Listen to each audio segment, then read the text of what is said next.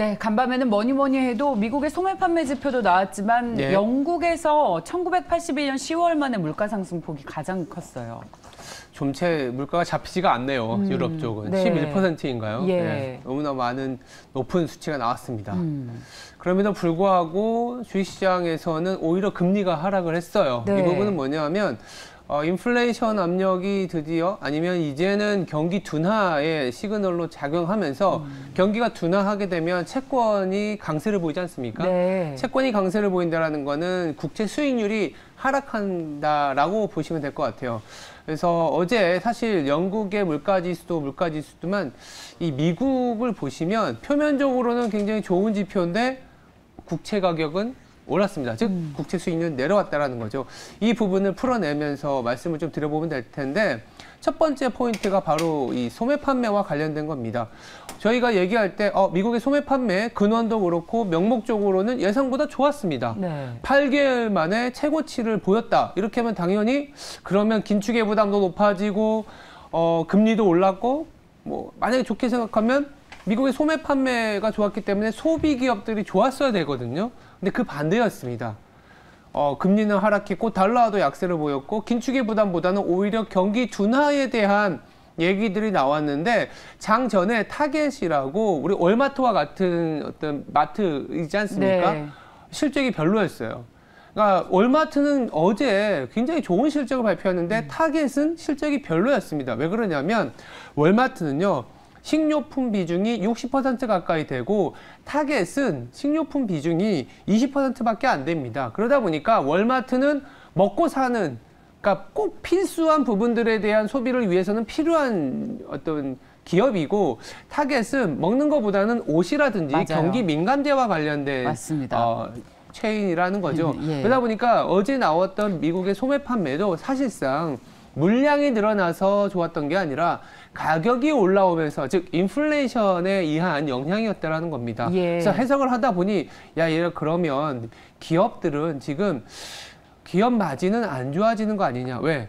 가격 전가가 잘 안 되고 있다라는 거죠. 물량이 늘어나야 가격을 전가시킬 수 있는데 물량이 늘어나는 건 아니기 때문에 가격 전가가 쉽지 않다. 그러면 최근에 피벗에 대한 기대감으로 시장이 올라왔지만 약간 S&P는 4,000 그리고 코스피는 2,500에서 밸류에이션 부담을 느끼고 있거든요. 더 치고 가려면 기업의 실적이 좋아야 되거든요. 예. 이 부분이 조금은 기다려야 되는 거 아니냐라는 해석이 나오면서 미국 주식시장은 조금은 조정을 보이고 있는 상황입니다. 네, 피벗 기대감이 하단은 든든하게 받쳐줬지만 그렇죠. 네. 경기가 좋아지고 실적이 좋아져야 상단이 열릴 텐데 상방은 막혀있는 네. 그런 지표들이 나오고 있습니다. 미국에서 장 보러 갈 때는 월마트 가고 내복 살까 옷 사러 갈까 네. 하면 타겟 가거든요. 딱 그 형상이었는데 맞습니다. 이런 기업 실적이 좋아지는 거에 대한 투자자들의 관심이 높아지는 딱 오늘 마이크론이 또 사고를 쳤습니다. 타이밍상 마이크론이 뭐 우리가 알고 있는 내용이긴 합니다. 내년에 대한 수요가 상당히 그렇게 좋지는 않다. 그러다 보니까 웨이퍼의 투입량을 줄이겠다. 즉 공급을 조절하겠다.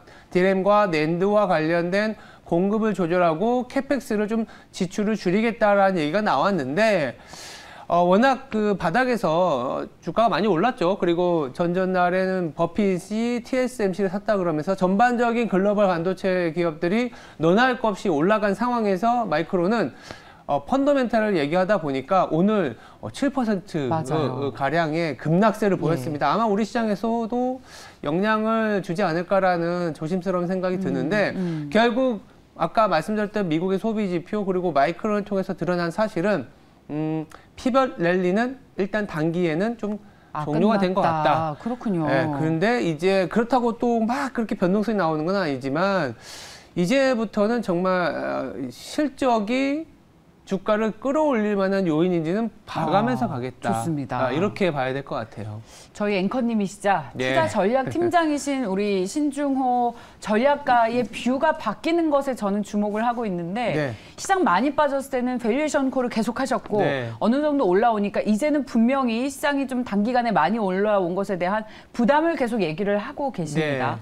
이 미묘한 변화를 시청자분들께서 감지하셨다면 시장에서 충분히 수익 줄 때 수익 실현하고 하고 지금은 리스크 관리를 좀 하실 수 있을 것 같아요. 근데 뭐 저뿐만 아니고 사실은 이제 대부분의 전략가나 미국에서도 근데 또 시장은 생각한 대로 움직이지는 않을 수 있는데 기본적으로는 지금 올라온 상황이 조금 밸류에이션적으로는 단기에 더 치고 나가지는 못할 것 같다라는 뭐 모건 스탠리, 마이클 윌슨 비관론자도 사실은 최근에 이제 리바운드는 예상은 하고 있지만 이게 계속 그 추세적인 상승을 가는 게 아니라 단기에 랠리가 좀 왔다가 조금은 또 둔화돼서 내년 한 초 돼야 바닥이 나오지 않겠냐 이런 얘기를 하고 있어요. 근데 이제 예전에 우리가 6개월 전, 3개월 전에 긴축에 의한 계단식 하락으로 굉장히 힘들었던 시간이 아니라 조금은 숨고르기 그리고 순환매로 돌아가지 않겠냐라는 게 저의 생각이고 시장의 반응인데 그러다 보니까 제가 차트 하나를 보여드렸는데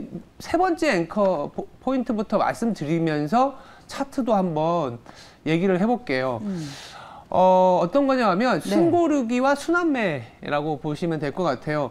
최근은 이번 주 들어서 미묘하게 바뀌는 게 외국인들이 코스피에 대해서는 강하게 사들이는 게 조금은 낮아졌어요. 네, 낮아지고 중소형주 쪽으로는 조금은 매기가 확산되고 있는 상황입니다. 실질적으로 수익률도요. 코스피보단 코스닥이 조금은 잘 버티거나 강세를 보이고 있는데 다분히 가격적인 측면이라고 보시면 돼요. 가격적인 측면으로 지금 만약에 코스피가 2,500에서 조금 숨고르기가 나온다. 야, 그렇다면 상대적으로 좀 덜 오른 업종 내지는 그동안은 대형주가 굉장히 많은 어떤 시장을 소위 말해서 하드캐리 했지 않습니까? 맞습니다. 지금부터는 그래도 좀 소외되었던 중소형주에서의 기회를 조금은 찾아봐야 되는 거 아닌가라는 생각이 드는 그런 시점입니다. 그렇군요. 네. 그렇다면 우리가 요즘 보면서 골고루 좀 오르고 있는 것 같다. 순환매가 맞고 네. 그동안 덜 올랐었던 대형주가 아닌 중소형주에 상대적으로 소외됐던 종목을 찾는 게 수익률상으로는 좋겠네요. 네. 네. 자, 지금까지 앵커 브리핑이었습니다.